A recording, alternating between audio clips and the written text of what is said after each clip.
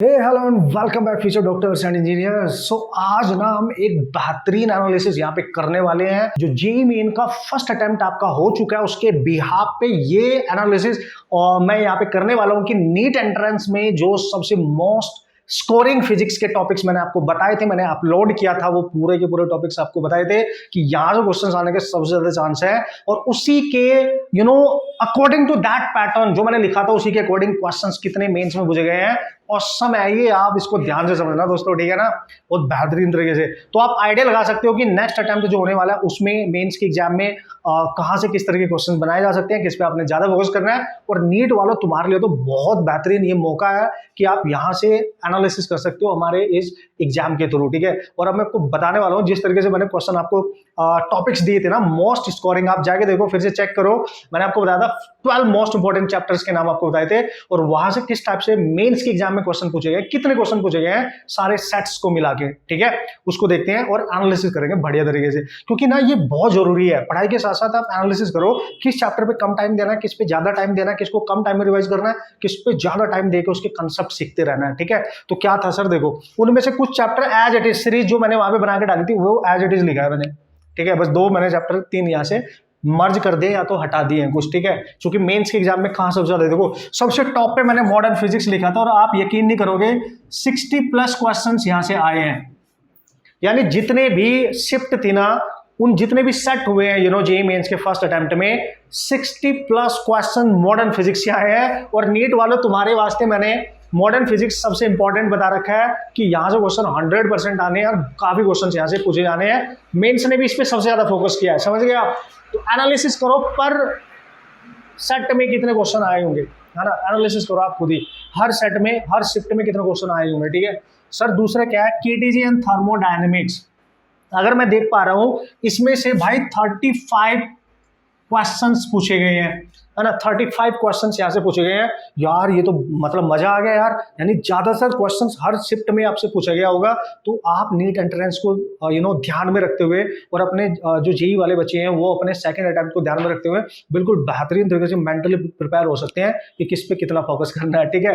देख लो आप ध्यान से, ठीक है। तो सारे सेट्स के क्वेश्चंस मिला के मैं आपको बता रहा हूं। और ये सीई मतलब करंट इलेक्ट्रिसिटी अगर मैं देख पा रहा हूं यहाँ पे 26 प्रॉब्लम्स आई हैं। ऑल द सेट्स की अगर मैं प्रॉब्लम मिला लूं 26 क्वेश्चंस यहां से बनाए गए हैं। तो आप देखो बिल्कुल वैसे ही सीरीज चल रही है जैसे मैंने आपके लिए लिखा था, ठीक है। इलेक्ट्रोस्टैटिक्स से सर कमाल हो गया होगा यार सर, 32 प्रॉब्लम्स लगभग यहां से पूछी गई हैं। 32 प्रॉब्लम्स आप बहुत क्लियरली देख सकते हो, 32 प्रॉब्लम्स मतलब इस पे काफी फोकस किया गया है। और वैसे नीट एंट्रेंस भी करता है। देखिए लास्ट ईयर की बात करूं तो 4 से 5 क्वेश्चन यहाँ थे, ऐसे 4 से 5 क्वेश्चन यहाँ से आए थे, 3 से 4 क्वेश्चन यहाँ से मान के चलो और इससे तो 4 से 5 मान के ही चलो, ठीक है। तो अब क्या करेंगे सर, सेमीकंडक्टर की मैं यहाँ पे बात नहीं करूंगा क्योंकि एग्जाम में जो जेईई मेंस का एग्जाम होता है उसमें 1 से 2 ही क्वेश्चन आते हैं, किसी सेट में आता है किसी में नहीं आता है, बट एक क्वेश्चन तो वहां रहता है। नीट में लगातार देखा गया 3 प्रॉब्लम्स आती हैं। तो नीट वालों आप मान के चलो 2 to 3 क्वेश्चंस तो यहां से बनेंगे ही बनेंगे। इसके एनालिसिस में जेईई मेन के थ्रू नहीं करूंगा क्योंकि जेईई मेन इस पे कम क्वेश्चन देता है, एक तो देता है ना, हर सेट में ही देता है, ठीक है। रोटेशनल मोशन से जेईई मेंस की अगर बात करूं क्वेश्चन ज्यादा नहीं पूछे गए हैं, जो पूछे गए हैं वो डायरेक्ट फॉर्मूले पूछ लिए हैं, जस्ट मतलब इस तरीके से। और नीट में भी वैसे मैंने आपको बता रखा है तो मैं इसकी अभी यहां बात नहीं करूंगा। एनएलएम की अगर मैं बात करूं, Newton law of motion with friction की अगर मैं बात करूं, यहां से 11+ क्वेश्चंस पूछे गए हैं। तो ये ध्यान रखो, मतलब लगभग हर सेट में क्वेश्चन आया है, ठीक है, हर सेट में ऑब्वियसली आएगा, मैकेनिक्स का एक इंपॉर्टेंट पार्ट माना जाता है, तो आप पहले से अवेयर होके जाएंगे। ऑप्टिक्स मोस्ट इंपॉर्टेंट रहा मेंस वालों आपके लिए। और ऑप्टिक्स से जो भी प्रॉब्लम आई हो बहुत टिपिकल नहीं थी, मैं देख पा रहा हूँ 34+ क्वेश्चन यहां से बनाए गए, 34+ क्वेश्चन यहाँ पे बनाए गए। तो मेंस के एग्जाम में 34 क्वेश्चन सारे सेट्स को मिला के, वाओ यार, मतलब मेंस वालों ने फोकस किया, एंटी ने फोकस किया, तो नीट तुम्हारे लिए भी फोकस करेगा। 3 से 4 क्वेश्चन माइंड मेकअप बना के रखो। ग्रेविटेशन का बहुत इजी पार्ट था, बहुत इजीली क्वेश्चंस बनाए गए थे, आप सबको ये बात पता होनी चाहिए क्लियरली। और मैंने आपको बता रखा है नीट में 1 से 2 क्वेश्चन। ग्रेविटेशन की अगर मैं बात करूं यहाँ पे मेरे को दिख रहा है 12+ क्वेश्चन, यानी एक क्वेश्चन तो हर सेट में आया ही आया, 1 से 2 1 से 2 1 से 2 इस तरीके से आप मान के चलो। तो इक्विवेलेंट है ये, मतलब इस तरीके से मान सकते हो नीट और जेईई मेंस के लिए दोनों के लिए इक्विवेलेंट है। This is the scenario now. आप आइडिया लगाओ, ये वो चैप्टर्स हैं जो मोस्ट स्कोरिंग चैप्टर माने जाएंगे, समझना बात को आप, ये वो चैप्टर्स हैं जो मोस्ट स्कोरिंग है, ठीक है। मोस्ट स्कोरिंग चैप्टर्स है। क्या बात कर रहे हो यार, मतलब मजा आ गया। देखो है ना कि ये सारे फिजिक्स की बात कर रहा हूं मैं, पूरे फिजिक्स की। इतने से चैप्टर्स भी अगर आप करके जाते हैं नीट के लिए और जेईई एंट्रेंस के लिए तो बहुत अच्छा स्कोर फिजिक्स में कर सकते हो। ये उन बच्चों की बात कर रहा हूं जिनको फिजिक्स से डर लगता है, जिनको लगता है हम स्कोर कैसे करेंगे। ठीक है, एटलीस्ट इनको बेहतरीन तरीके से रिवाइज कर लेना, मल्टीपल टाइम इनकी प्रैक्टिस कर लेना, तो एक अच्छा स्कोर आप कर सकते हो। नीट एंट्रेंस की अगर मैं बात करूंगा तो 120 प्लस आप स्कोर कर सकते हो इनको फोकस करके। बस इनसे आने वाला क्वेश्चन गलत नहीं होना चाहिए। और मेंस की अगर मैं बात करूंगा तो भाई 15 प्लस क्वेश्चंस आप यहीं से करके आ जाओगे।